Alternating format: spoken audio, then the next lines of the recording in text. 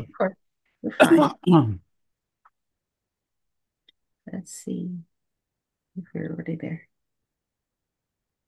Okay, so how's the weather back in DC?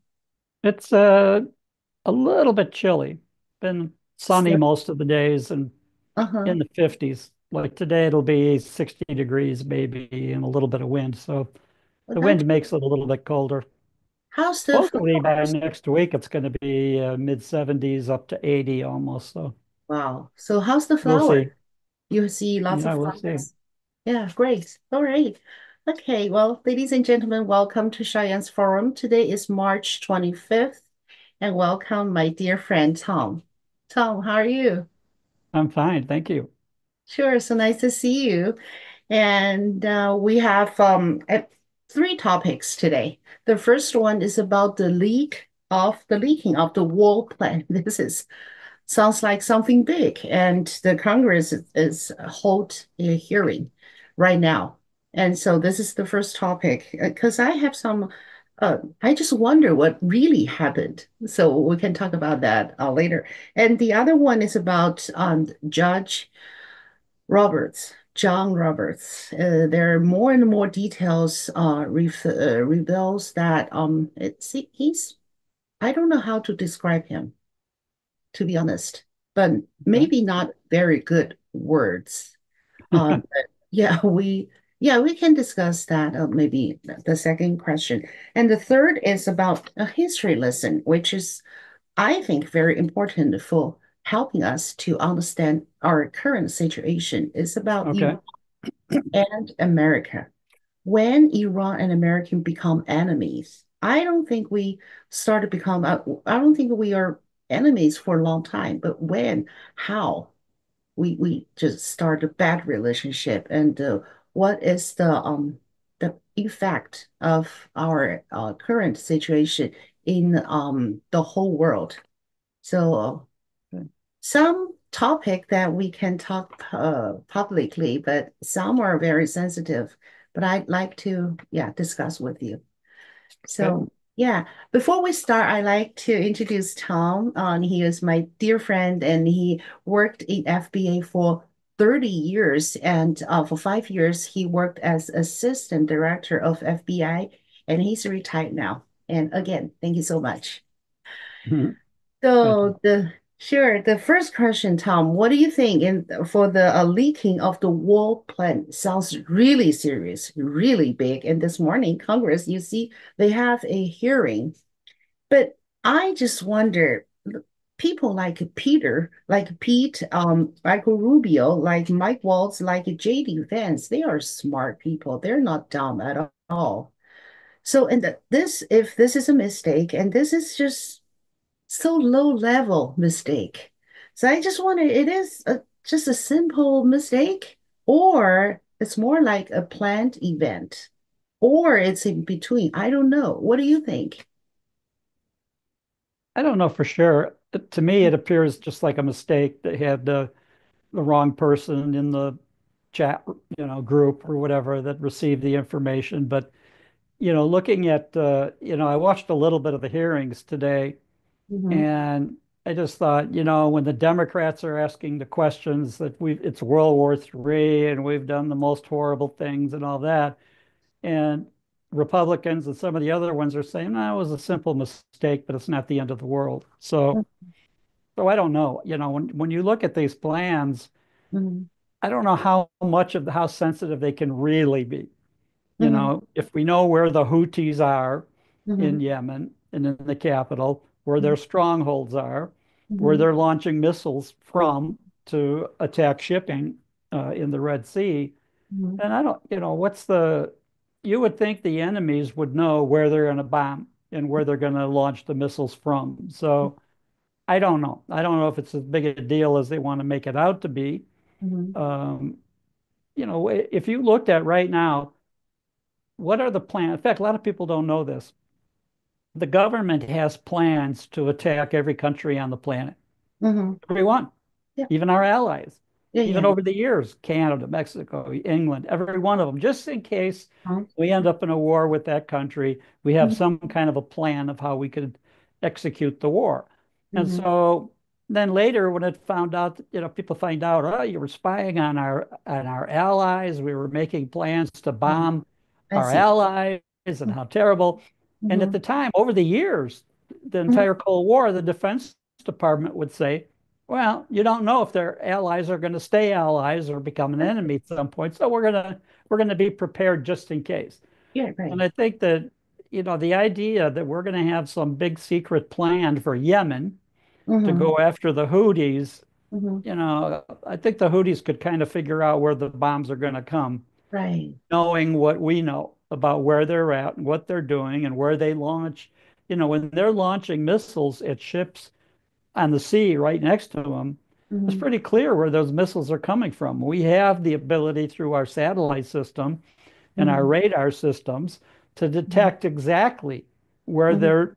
where their assets are located, Mm-hmm. and that's where we would attack. That's only common sense. So I don't if there's some secret weapon that we're going to use that nobody knows about, and oh, look out, they don't know about it, and we're giving it away. Okay, get excited. But in the meantime, I don't think that's happening, and I don't think that's going to be an issue. Okay, so maybe they just it's a small play, and so they make the small play huge, right? Absolutely. Yeah. Yeah. Okay. When you watch the hearings and you watch a Democratic senator or member of Congress ask the questions, well, it's the end of the world. It's the worst thing that could possibly happen. And the Mm-hmm. people that did this are stupid and should be fired. Mm-hmm. The people that accidentally, let somebody hear the plan. So I'm not too excited about it. Right. So maybe it's just like a technique mistake. Yeah, Yeah. Okay. basically. Yeah. So the thing is, the journalist, and he's one of the most anti-Trump, Republic guy who get into the chat. So it's just so funny in some ways, right? Yeah, yeah, Yeah. right. Yeah. And I saw the Congress, and of course the Democrats Congress is just like very angry and asking for the questions. And how can you do that? How can we trust you guys if you can make that huge mistake for the national security threaten? It is not that level at all, right? In your opinion? No, no, Oh, it's not that serious. oh, okay. So because they don't know which location they're gonna bomb, right? They just know that they will go the area, but they don't know the location. Is that what you mean? No, because the Houthis should know where we would attack, and that's Okay. what matters. Okay. So, the enemy in Yemen, they know where they're launching the missiles from, Mm-hmm. and we would know that through our satellite coverage. They Mm-hmm. know what they're going to do, where they're located, where their assets are placed, and all that. Mm-hmm. So none of that they can keep secret if they want to use that equipment against us. So Right, the right. fact that they think, oh, well, they know where we're going to attack. Well, of course we know where we're going to attack. It's like saying, if the Soviet Union in the old days was going to attack us from Cuba, Mhm. where would they attack us? Well, Right. duh, Washington, Chicago, Boston. You didn't have to be a, Mhm. genius to figure those things out. So Right. Yeah. but the Democrats have nothing going for them right now. They have no real plans, no real strategy, no real support. Their support is at the lowest level it's been in many years. And Hmm. so if they can make something out of, a small issue, they're going to do it. Hmm. Yeah, yeah. I agree. I agree. And then we look at the judges. His name is James Boasberg. Yeah. Boasberg. He is. Can These he be issues a with the judge? judges, this has Oh my been gosh. He.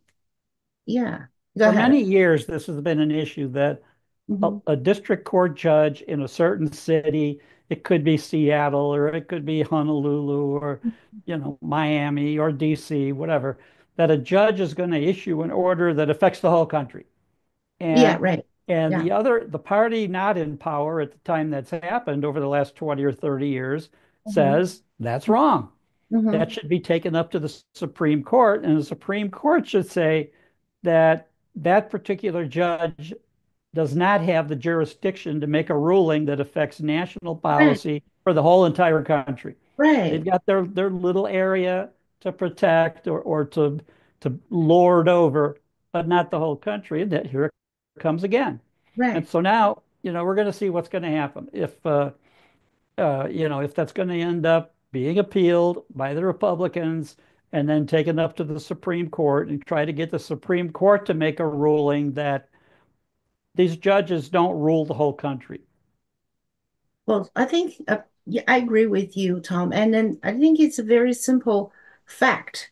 But why the Chief Judge Roberts come out and issue a statement that, well, Trump, it's not appropriate for you to start impeach this kind of judges. Why he says that to everyone? To the Well, why? because he's so wishy-washy anyway. So, Roberts, obviously, he doesn't want the judges to be criticized, least of all by Trump.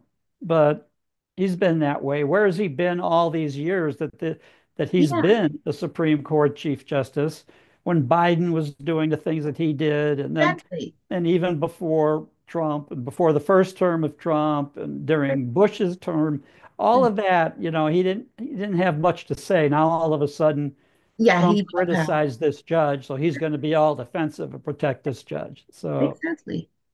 So the that's all. question is, the question is, so what can we do with the chief judge like this?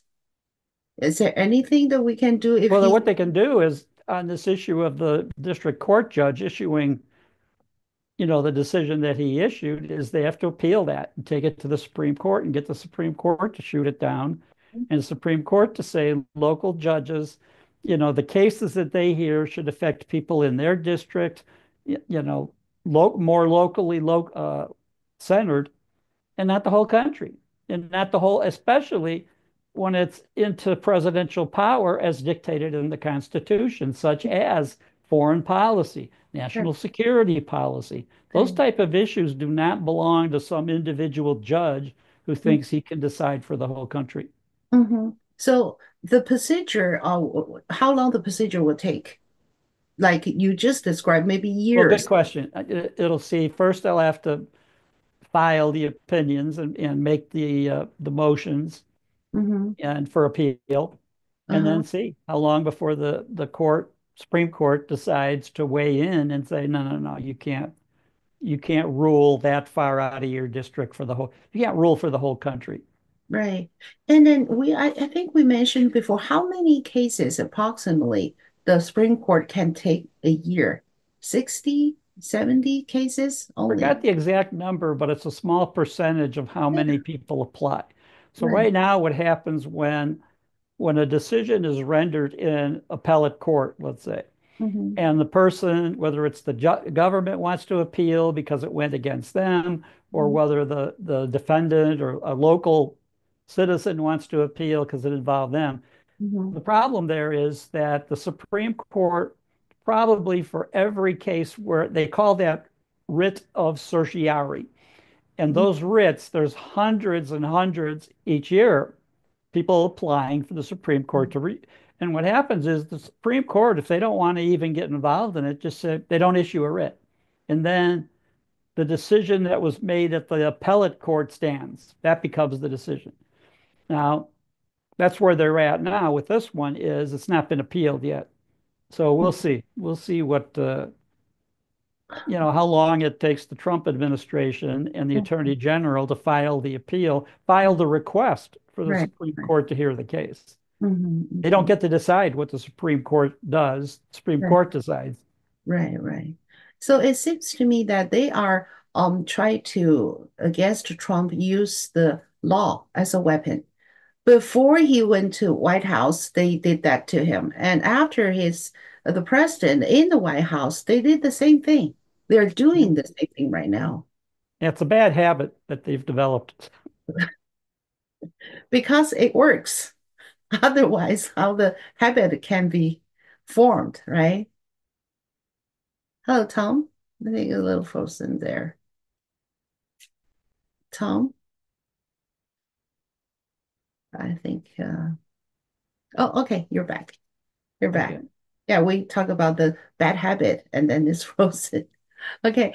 I just saw some new development that DOJ said we are going to still take Trump's order and ignore the judge's order. And judge come back today, this morning, and said that I gave you extra maybe 1 week. You have to report me. You have to follow my order by this month, which is next Wednesday, I think. So what do you think? What's going on if DOJ or Trump administration just keep ignoring the order from the judge? What I don't know if will, they've been ignoring it, but in some ways, there's certain orders they have to ignore. I mean, it's you have the right? judge. In this case, they were flying, uh, gang members that Right. were illegally in the U.S. and committing serious crimes, Mhm. flying them to either El Salvador or Mhm. back to Venezuela. And in Mhm. that case, they had already put them on the plane. The plane had already taken off. The plane was already in international airspace, and the judge Mhm. comes along and says, "Bring that plane back here right now." Mhm. And they're Mhm. like, "No, no, no, no, no, we're not doing that." And Mhm. so, we'll see. That'll be ruled upon, and we'll see the judgment in here whether they say that Trump should have brought that plane back. And so then that begs the question, a judge issuing an order like that, can he do that for the whole world? Can he Yeah, tell the Trump, you can't do this in right, Yemen, or you can't do that in right. China, or whatever it might be? So I Mhm. think that, again, it's a Democratic judge. They're trying to go as far as they can get away with, Mhm. and we'll find out how far that is. Sure, sure. It's yeah, people really care about that because this is critical for this country. Yeah, Who is in order, judge or the president? yeah. So, yeah, and also about Kennedy files. What do you see? Some new development or some new Not detail? really. The problem with the Kennedy files is there's so many. So you have 80,000 plus files, and maybe some more that are going to trickle out of Yeah. other venues. Hmm. And you have to analyze almost every page. They don't have the way the file system works Hmm. at the National Archives, they're Hmm. not cataloged. You can't, they're not indexed by topic or Oh, page numbers. So so that people have to go through one by one by one. And if uh-huh. you don't understand the context of a given page, with all the rest of the decisions, all the rest of the information, it's difficult to actually say something. And Hmm. I've been jumping to the YouTube videos of people I regard as experts that have been studying these files, the whole system, the Hmm. Warren Commission for years, and Hmm. see what they say. And even that, what they're saying now is it's going to take us forever. They can only read so many files in a day, Hmm. and then try to put that in context with other events in the investigation. And as I said, they're not indexed by topic, or there isn't a table of Hmm. content Content, that's right? easy to follow and determine where to look for the file that relates to that. So Hmm. that's where the problem now is, that there's going to be so many different files that come up, and Hmm. one by itself might look, well, there it is. There's all the information. Hmm. Right now, the closest they can come to the information is the CIA was involved, the Hmm. American mafia was involved, getting help from other mafias around the world, Hmm. and the U.S. military probably. And if they weren't involved in the assassination, like Lyndon Johnson, if he may not have made the decisions running the assassination, then they made decisions that affected covering it up, Hmm. covering up the CIA files, covering up who participated and how they did. So to Hmm. go through all those files like that, I Hmm. think is going to take months to actually do it. So to have somebody, the expectation that now that they're out, that Hmm. an analyst can look at, 5 pages and decide what it says, I don't think that's possible. Oh, wow, this is very important to know because we see lots of like piece information out and people give some conclusion. Maybe it's too early to do that. It's way too early. Yeah. Right, right, right. Yeah. So I believe there are something new in the documents, but we need the time to dig it out. to Right. analyze it and then to make sure this is the fact. Yeah. Okay, okay. Yeah, there's a one piece that's very interesting. The junior, Kennedy Jr., who killed in the air accident. He before he died, he just mentioned in somewhere that Biden is a traitor. And see, people have some copy of that, but we don't know the situation in when, where, and why he said that. But there are Right. some words about that. So it's neat time to dig in. Right. Yeah, right. Yeah. So Epstein file. Trump has had an interview about I think it's the last week, and he was asked that one Epstein file will get out. And he said maybe pretty soon. And then he said maybe weeks. So it seems like we're getting there, right? Yeah, and I think Uh-huh. they're underestimating how much is going to be involved in the analysis of Hmm. what they find document by document. They don't go in chronological order. They don't go in a sequence. They're just helter skelter put in the archives Hmm. without regard for how easy it would be to take those out to study what happened. Right, right. It's another big project. And Kash Patel had an interview, I think yesterday or the day before yesterday after he take over the FBI. Did you see the interview? I saw several. I don't know Oh which yeah, interview. I think it's for Fox News. What do you think about his job so far? So far, I think he's getting into it. Uh-huh.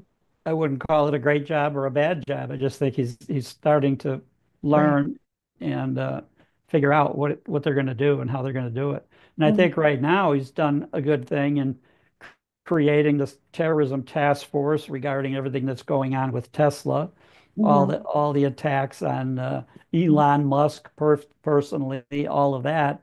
Mm-hmm. Um, so, those kind of things are good things. They're not just going to be swept under the rug, but they're going to take time to investigate.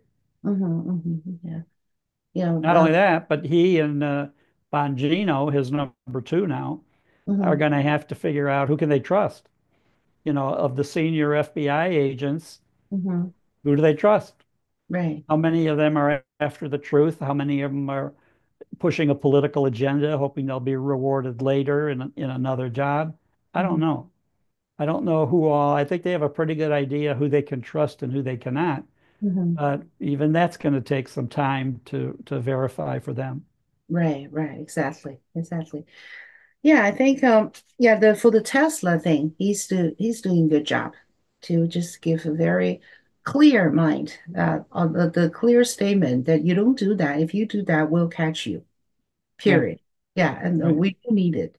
And talk about Iran. So I know that you've been there and you know the history between American and Iran. Yeah, No, I've not been to Iran. you to Iraq, right? Iraq, yes. Iraq, yeah, right. Okay. Okay. I thought you said Iran. Yeah, Iraq. Yeah, I said Iran. It's wrong. It's you've been Iraq for about 2, 3 weeks or a month. I spent the summer of 2003 Right. running the FBI's operation there. So right after Bush invaded in March, Mm-hmm. and then he held a press conference on the deck of an aircraft carrier where he said mission accomplished, and Mm-hmm. Mm-hmm. meaning that they had overthrown the government of Saddam Hussein, even though they hadn't located Saddam Hussein yet. Mm-hmm. But they took his power away, and we're starting to install an Iraqi government with American support. But I spent the whole summer of 2003, and Mm-hmm. then I opened the FBI the following October. I opened the FBI office in Baghdad, so I Mm-hmm. went back to do that, and then about a year later, I went back to Iraq again. So I had the summer trip, but then after that, I had a couple of shorter trips, Mm-hmm. um, installing our task forces and try to set things up. Mm-hmm. So, at your experience, do people from Iraq really appreciate American what they done for them, or No, they okay. what happened politically was that George W. Bush Hmm. somewhere got the idea that we could take out Saddam Hussein and install a democracy, get them to, have a vote and decide who they wanted to run the country and all of that. Hmm. And the people in Iraq, when I got there in the early summer of '03, they still did not have electricity from our attacks and the bombings of the power plants and all that. Hmm. Much of the country did not have electricity. Now, about that time, from first week of July till end of September, there was not one single day that had a cloud in the sky. The Oh, heat, the sun. In fact, we used to joke with the soldiers on the checkpoints, and they would refer to it as just another day fighting Bob. Bob was big orange ball in the sky, the oh, sun. okay. And so the daytime temperatures at that time were about 140 degrees. We had three different huge thermometers going up to 140 each day. At Wow. night, they would go down to 120. Now, when the temperature is 120, your skin, if there's air on your skin, it burns. That's why you see the Arabs wearing the full garments to keep the Right. wind off their skin. Uh-huh. In the daytime, at 140, it was absolutely horrible. And so, the wind would blow the dust and the sand. So in the morning, before we left our tents, uh, we would load up before the sun came up. We would load up with a ton of sunblock on everything exposed, our face, neck, hands, and then wearing long sleeve shirts. So we didn't need the rest. But then what would happen is you would go outside the tent, the wind would blow the sand, and it would stick to your face. So you had this coating of sand on your face all day. You didn't dare take it off because then your skin would burn. So you left that on as a protective coat until the sun went down about 9:30 at night. Then you could wash it off. So all day from early in the morning till late at night, you had a coating of sand on your body. Um, the Imagine. heat and the sun were brutal. It's terrible. Didn't rain, no clouds, no shade, no anything all summer. Well, the problem was that our government assumed that the Iraqi people would be so grateful that we took Saddam Hussein out of power. And Hmm. eventually he was hiding. He was captured later in November or so by our second rotation of agents and leaders. He, the people didn't hate Saddam Hussein as much as we thought they should. Hmm. And so when they didn't have electricity all summer, they didn't have air conditioning either. And they blamed the United States. And how could you invade and not let us have power? The power Hmm. plants were shut down.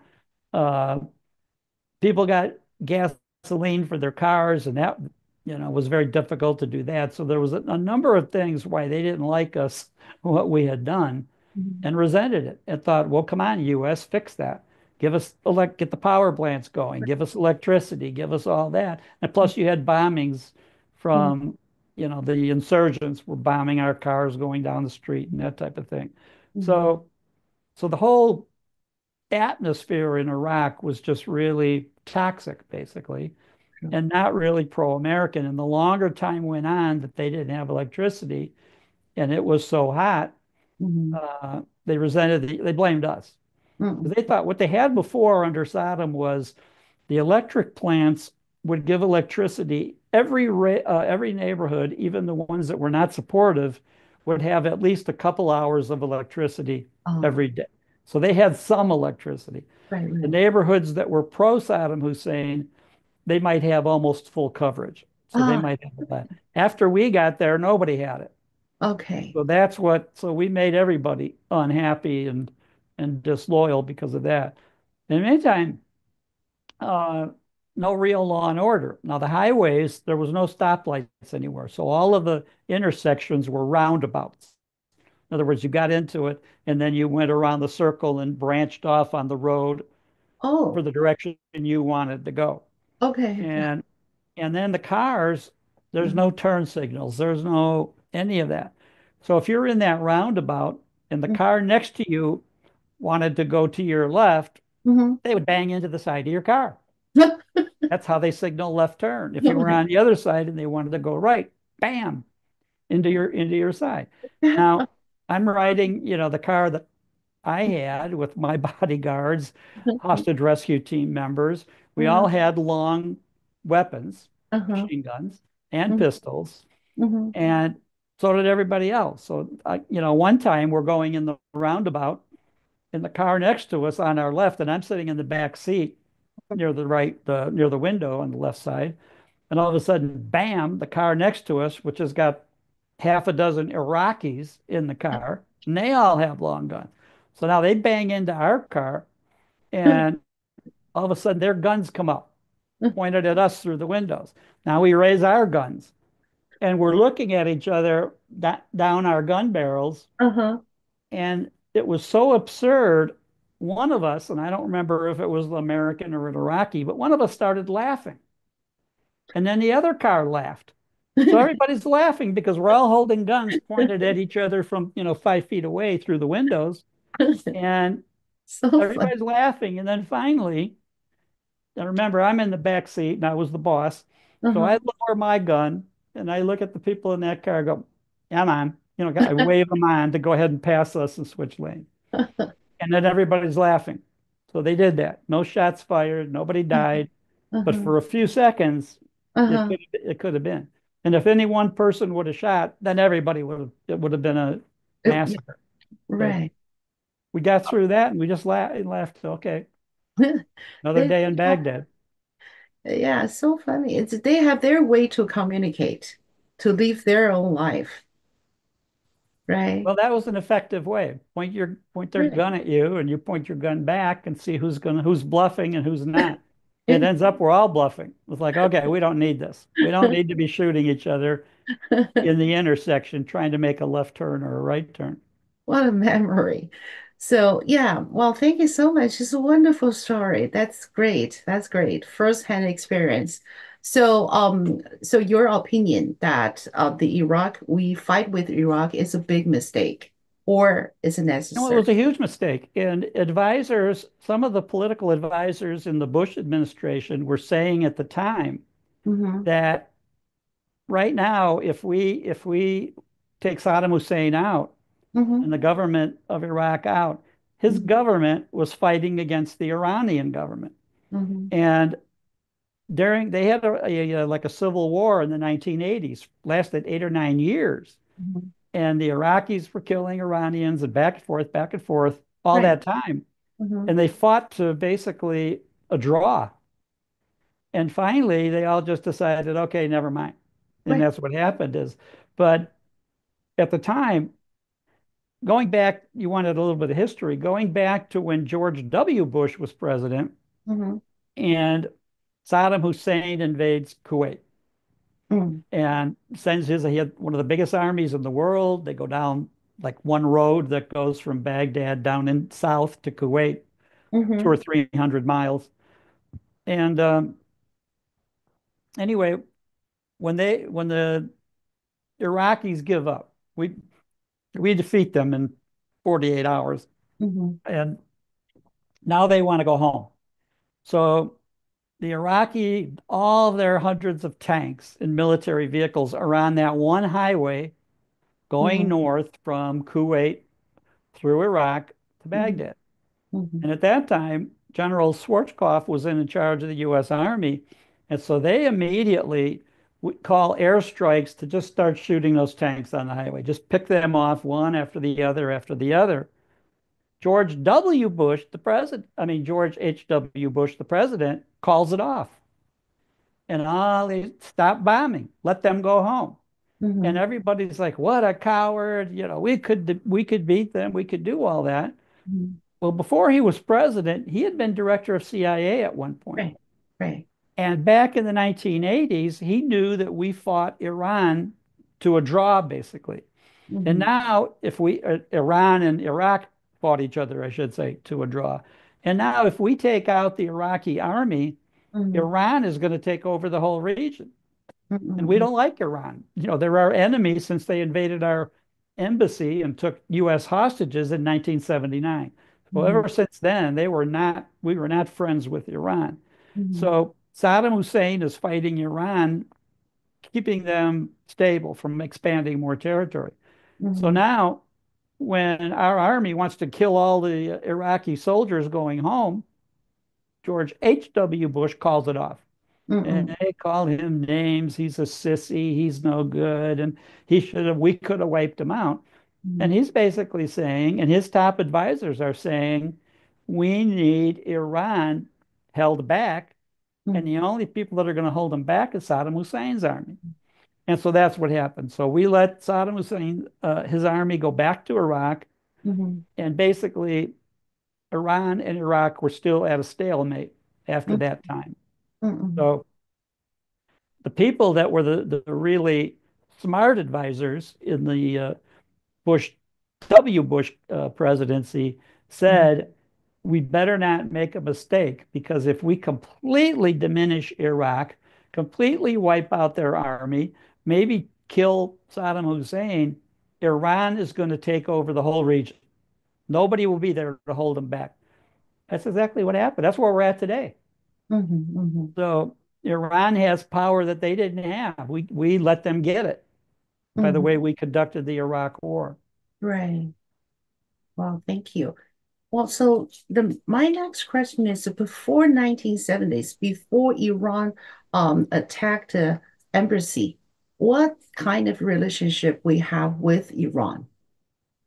Well, we had installed their kind of their puppet government and all of that. And then what happened in Iran was that their leader wanted to come to the US for medical treatment.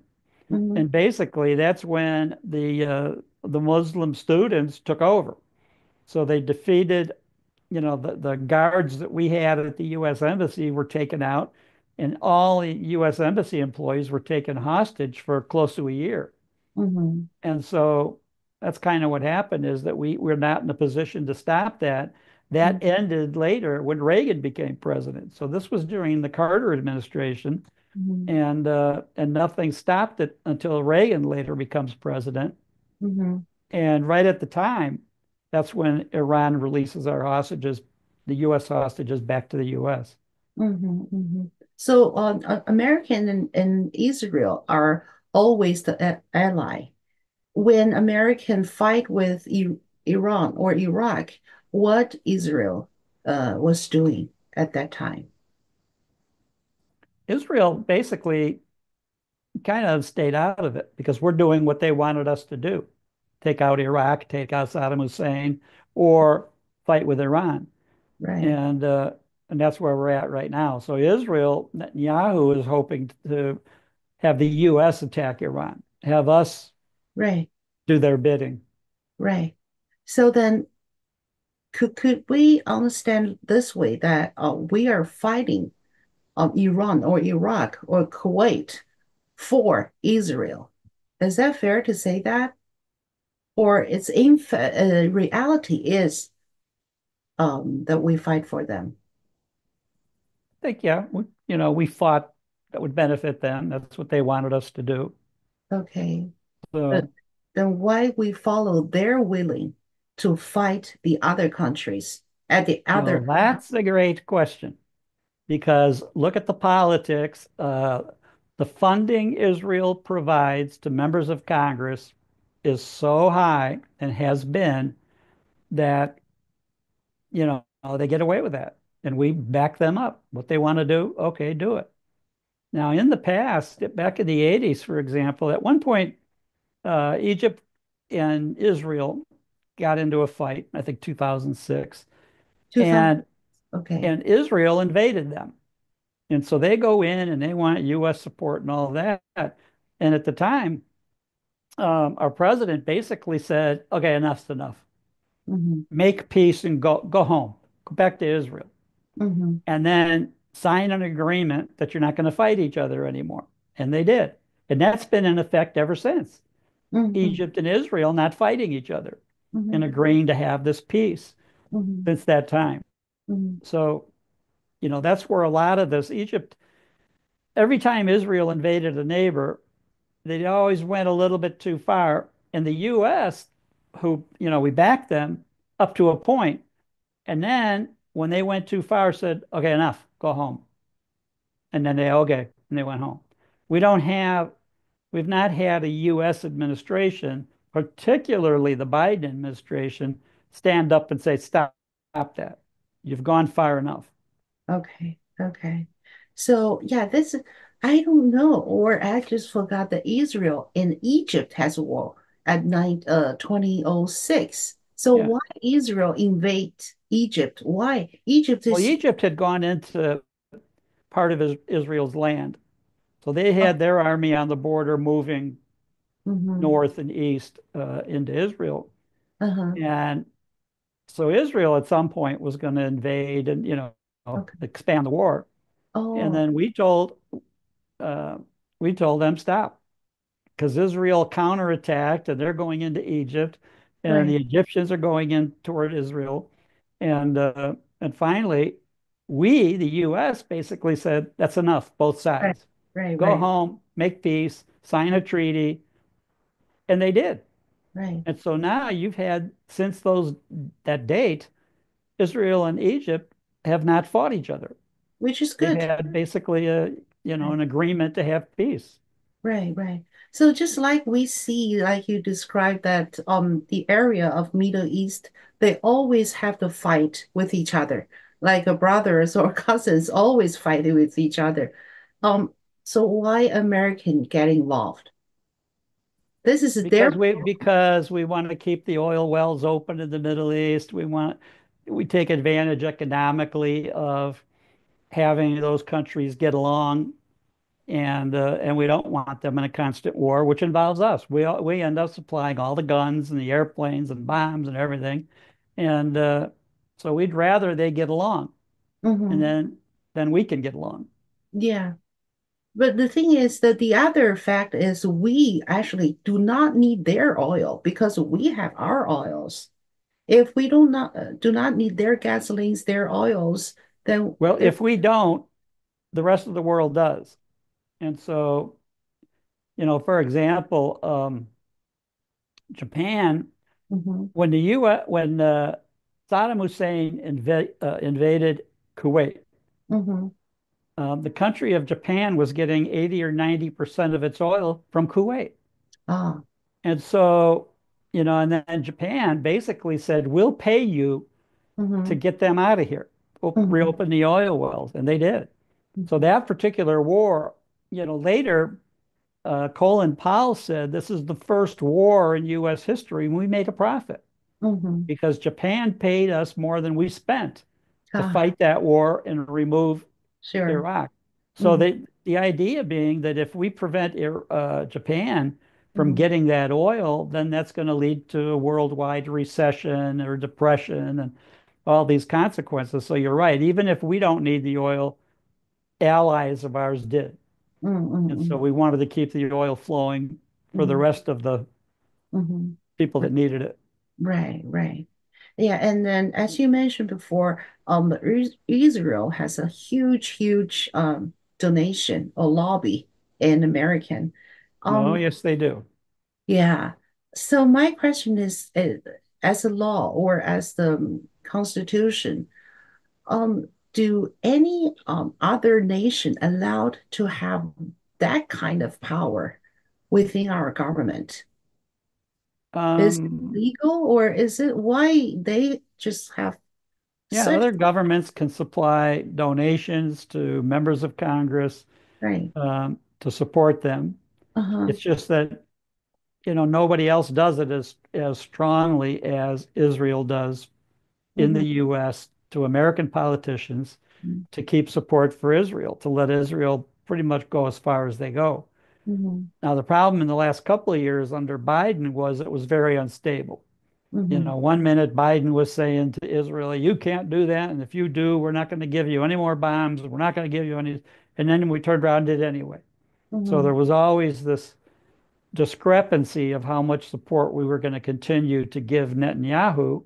Mm-hmm. And then Netanyahu wanting to uh, keep the war going because they're going to prosecute him in Israel and he's liable to go to jail and his wife also for corruption if the war stops. So right now they keep the war going. Hey, Tom. Hey, Tom. It's frozen again, but it's okay. It will come back pretty soon. Yeah, we're Is it talking back or about, no? hello? Yeah, Hello? you're back. You're talking about Netanyahu and his wife, and then they're frozen. Okay. I was about to say that on October 2 years ago, almost now, or a year and a half ago, Mhm. you have Hamas invade Israel, go across the border and all of that. At the time, Egypt was warning Israel. They had intelligence that that was going to happen. They were telling Israel, you better get prepared. You're going to be attacked at that Mhm. border. Mhm. Israel did nothing. Mhm. Then it happened. So Mhm. now that's another thing is you have some politicians in Israel saying that's another reason Netanyahu should be impeached or prosecuted or taken out because they feel that he allowed that attack to happen to stir up public support for him to stay as president and Right. attack back and attack Gaza and all of that, which has been going on. Mhm. So, so yes, Israel and Netanyahu have particularly taken advantage of the U.S. in U.S. support. Mhm. So do you think we should have a law that limited the power from the foreign government to control our policy? Probably. Yeah, so far we do But not have. who's gonna pass that law? Because everybody that would pass it is benefiting. Yeah, that. Everybody's getting that part of that money. Democrats, Republicans, Mhm. independents, they're all receiving a benefit of that policy now. They're not going to stop it. So it seems like we see the questions and we have no answer to how to solve the question, how to solve the No, problem. we know how to solve it. We just won't. Because the congressmen and women will not do that because they have the money They want the from. money. They get the money from that. Absolutely. So then how about people? We people have no saying anything Well, because. mostly we don't know what level of corruption and greed and all of that is going on. Mhm. And that's one of the reasons, especially now, Mhm. members of Congress, mainly Democrats though, but they're all so worried about Doge and Elon Musk. Elon Musk, they Elon Musk voted. is the richest man on earth. He doesn't need any money from them, Right. but they do. If they're going to run for office every 2 years as congressmen and every 6 years as senators, they need the money. So they don't want somebody like a do-gooder like Elon Musk coming along and stopping the flow of money to them. That's true. So you see so many people. I think that they got paid from someone or somewhere Yeah, sure. destroy the Tesla the stores and the cars. Yeah, somebody's paying for the attack on Tesla. Right. George Soros or people like him Uh-huh. and others are trying to get Elon Musk stopped Yeah. and either kill him or get him to withdraw and or make it so terrible that maybe Trump says let maybe don't do this anymore or fires him, whatever. But that's what's happening now is that all the greed, corruption, and waste, fraud, and abuse that Right. Elon Musk and his team have stopped, Right. they don't want it to stay stopped. They want those, dials opened up again. Mm-hmm. Hmm. Well, the other you just mentioned another key person on George Soros and his family. Soros and people like him, there's all these Yeah. groups of people campaigning together to do it. Right, right. And I just saw news about 2 weeks ago. India has started to prosecute some of Soros' foundation. Some, not all foundation, but some part of the foundation. They frozen the money and they start to do something, some legal force to George Soros. I don't know if American can do the same thing, or when should we do something about it? Is there any possibility to? Well, who's going to do it? If they're benefiting from that now, they're not going to do it. Not going to stop it. So we'll see. We'll see where this goes. And I think that I think what they're hoping now is with the bombing of Tesla factories and cars and owners of the cars, the damage that they're doing, I think they're hoping that if nothing else, Elon Musk will say, "I don't need this anymore. Enough. Hmm. You Hmm. win." And I don't know that he's that type of person. He's has so many things, technological things coming out that's Hmm. unbelievable. Hmm. It's not like he even needs those Tesla cars. Right, right, right, In right. fact, I was watching a commercial this morning on YouTube that he's coming out next month with the new watch, Oh, smartwatch.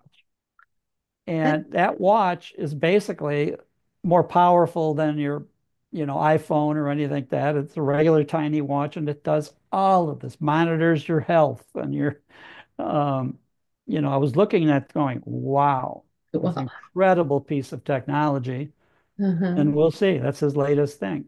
So it's time to say, maybe it's time to say So goodbye if to. you're wearing a Elon Musk watch and you're walking down the street, especially in the summer, you're wearing a short sleeve shirt, Uh-huh. are the Democrats going to cut your arm off if you have a wearing one of his watches? I don't know. They might. We'll see. We'll see. They Yeah, might. we see the problem and we see the damage they have done to this country, and we need to figure out a way to solve that. And thank God we have Trump, we have Musk, and we have people like you. Well, and we're going to need Pam Bondi and Cash Patel and all of the wheels of justice now to Right. actually deliver justice.